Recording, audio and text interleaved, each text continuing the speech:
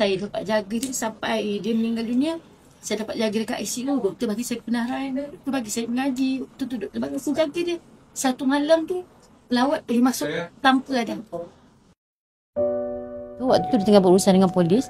Waktu tu tiba-tiba dia collapse. Kat balai, depan inspektor time tu. Dia memang collapse waktu tu. Terus dia collapse. Pihak balai terus call ambulans dan terus bawa dia ke hospital. Saya terkejut dan saya menangis lah waktu tu. Waktu saya sampai ke hospital tu dia masih sedar lagi, Alhamdulillah.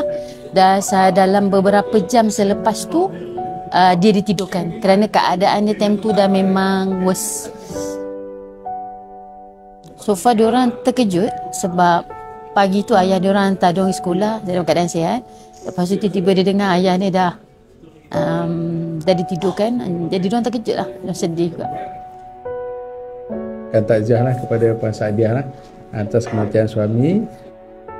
Semua staf yang bayar ni baca rumah ni akan dapat jugalah automatik, so tak perlu register lah. Sangat-sangat bermanfaat bagi saya sebagai ibu tunggal, memang bermanfaat. Dapat menolong saya, membantu dalam dari segi perbelanjaan untuk bulanan, untuk anak sekolah.